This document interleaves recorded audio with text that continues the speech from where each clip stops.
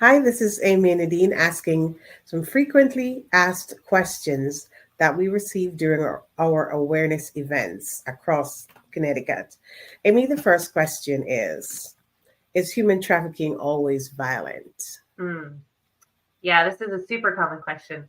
I was answering this one. So I think when you think about human trafficking, you have to think about the media that you're seeing about it, the movies, the stories, the music that we're seeing. And I think a lot of that kind of gives this image of violence. And that's certainly the experience of a significant percentage of the survivors that I've worked with. But especially, I think since 2020, we've seen a lot of online trafficking that was already starting to happen before 2020, and it really increased with the pandemic and everyone kind of being isolated and on their technology. And so, with that, we're really seeing a lot of emotional manipulation, a lot of blackmail, a lot of verbal abuse, a lot of kind of coercing people into doing things. And I would say that that's a form of violence, right? Words can be violent, emotions can be violent. Blackmail is certainly a form of violence, but it's not the physical violence necessarily. And so, when we think about violence, we have to think about all of the different ways that people can be controlled other than the physical threat of harm. So there is violence, just not necessarily always or only physical violence. Yes, yes. Another question we get frequently asked at our events, I guess it correlates with the first question. Um, is human trafficking does it always involve kidnap? Hmm. Yeah, and I think that one really flows out of kind of that same. Unfortunately, the media around this just isn't that great. There's, I think, been some maybe efforts in recent years to have better stories in the media about trafficking. But really, the predominant thing that we think of is something like Taken. And even with Sound of Freedom, which is certainly a better story about trafficking, you still kind of have that example of the children being kidnapped at the beginning of the movie. Sorry, spoiler alert. And I think in all the clients I've worked with, I've only known one client who experienced kidnapping, and that was a client who was already on the streets, already homeless, already vulnerable to being trafficked. And so, kind of not that stereotypical image of somebody coming up and swooping you off in a van.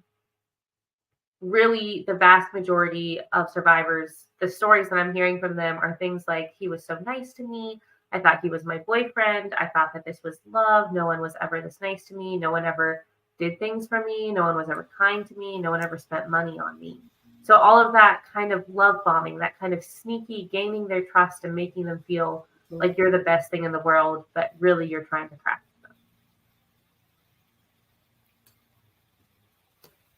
Another question we get frequently asked, Amy, is has to do with men.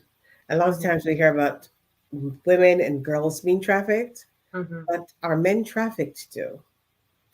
Yeah. So, I mean, just right off the bat, I'm thinking about the clients enrolled in our program, and something like 11% of our clients are men. Now, here you have to think about, and those are, well, so you have to think about sex trafficking and labor trafficking. Those are kind of the two main categories of trafficking. And so, our particular clients, the men all happen to be survivors of sex trafficking. But I think, especially with labor trafficking, you're going to see more men being trafficked for labor. Um, but they're being trafficked in both sex and labor, and they're really invisible. There's a lot of stigma around men, so they don't even necessarily realize they're being trafficked, or they don't want to come forward about it. They're often seen as violent and problematic when really they're cries for help, or it's their way of dealing with the violence that's being perpetrated against them, is trying to fight back or expressing the pain they're experiencing in ways that we tend to label as violent or problematic or felonies. Because So there they're is the macho element. I mean, a man is supposed to be tough, a man is supposed to be in control, not controlled. right. And so there's all that stigma and fear of exposure. Exactly. How do you come forward and talk about this? Yeah. The next question that we get frequently asked, Amy, is it has to do with housing. Now, the underground offers, that's one of the services we offer to our survivors is housing. There's emergency housing, then there's short-term housing, and then there's long-term housing. One of the questions we usually ask, in fact, one of the offers we usually get is, offers for partnership with shelters as a form of emergency housing or short-term housing. How does that work with victims of human trafficking shelters? Yeah, so this is a tricky question because shelters are a really good and valuable form of housing. And especially here in Connecticut, we face such a shortage of beds, both in the homeless shelters and the domestic violence shelters. There's always a shortage of beds. But something that you have to keep in mind when you're talking about survivors is the kind of unique trauma that they've experienced. And so I don't know when the last time you were in a homeless shelter, Nadine, but the last time I was in a homeless shelter, there was an excellent one in Hartford that I was visiting a client there. And, you have what, 80, 100 people sleeping in one room, just this giant wide open room. And so there's no privacy. There's no way to escape from the kind of constant barrage of people. Your belongings don't feel safe. So just from a mental, emotional standpoint, it's very triggering for a survivor because they're already hyper alert. They're already constantly looking over their shoulder and uncomfortable with people. And now they're in this situation where they just can't get away from people. But even more than that, when you're looking at a survivor who's actively fleeing trafficking and who has a trafficker who's actively looking for them, a Yes. homeless shelter just isn't able to offer the security that that a survivor needs because they're not a secure location, and so it's not private. Even a domestic violence shelter is better in that situation because at least those are secure locations. Thank you. Um, wow, so many questions, Amy. So the next question is about rescue. Because a lot of the times we get asked questions, how do you rescue? So individuals want to know our process of rescuing victims. But can victims really, or victims of human trafficking really be rescued? Yeah, that's a really great question. I mean, rescue was a word that we used a lot, I think, early in the anti-trafficking movement, but really in recent years, especially as more and more survivors have become leaders in this field and we've really tried to listen to them, I think it's really highlighted some of the problems of that word rescue, because when you think of rescue, you really think of kind of doors being broken down, people being snatched up and taken away from the traffickers. And with that really comes that narrative of people being physically caught in trafficking. And so there's kind of two things to think about. One is they're not necessarily physically caught in trafficking, and that's a whole nother question. But then even in those situations where there is some physical element of control that's keeping them in trafficking, rescue is often kind of a one note thing. You go in, you break down the door, you take them out. But if you really want to help somebody, you have to provide wraparound services. There has to be a safe place for them to live the moment you take them out of that situation. There has to be access to trauma-informed therapists, trauma-informed doctors. There has to be mentors to walk alongside you, case managers, wraparound long-term services, because otherwise, if you don't provide all of that, they're going to keep finding themselves vulnerable to exploitation because you didn't do the work to actually set them up for success. Is rescue best left to law enforcement? Yes, I think that's the only kind of valid place where I would use the word rescue is a really carefully planned law enforcement operation with those backup resources planned afterwards. Absolutely. Great. Let me follow up with another question that we usually get asked, and I think they're kind of related. Um, why don't human trafficking victims leave their situation or go to the police to report that they're being trafficked? Right. So this is where we get into how does human trafficking happen? Are they being physically held somewhere? What is it that keeps somebody caught in an exploitative situation? And I think we have to keep in mind that a lot of trafficking involves mental control. So we've seen a lot of similarities between survivors of a cult and survivors of trafficking, where there's really this mental element of brainwash to the point that on some level the survivor is choosing it, often because they don't know that there's any other choices out there, or they don't have the resources to choose those other choices.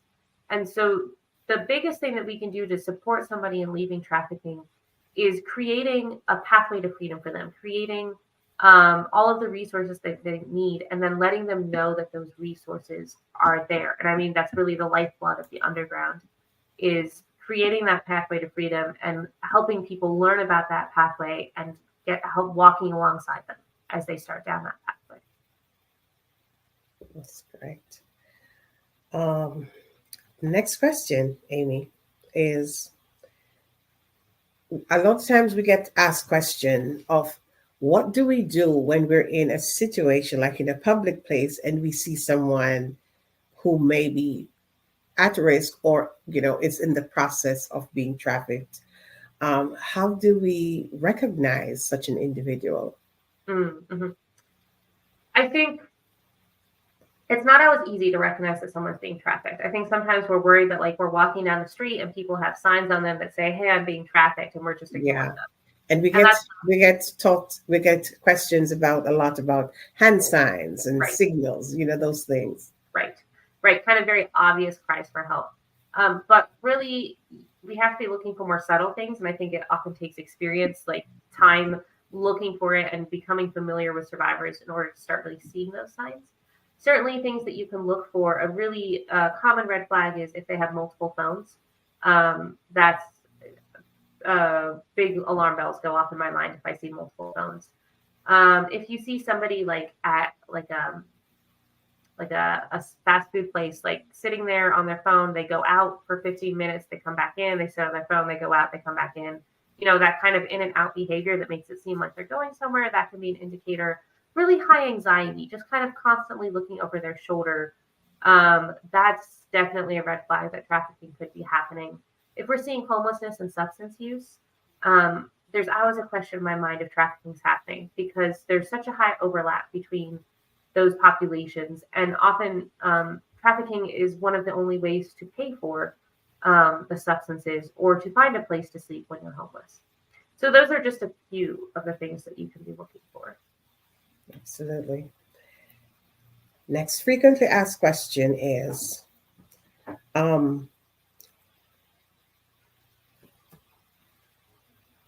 when we talk about trafficking, a lot of people think that trafficking is about crossing borders. So the individual is taken across the state or, to another country. So is trafficking always, are trafficked victims always carried across borders? That's a question we get asked a lot. Yeah, and I would say another form of that question that we get asked is like, how many of our clients are immigrants?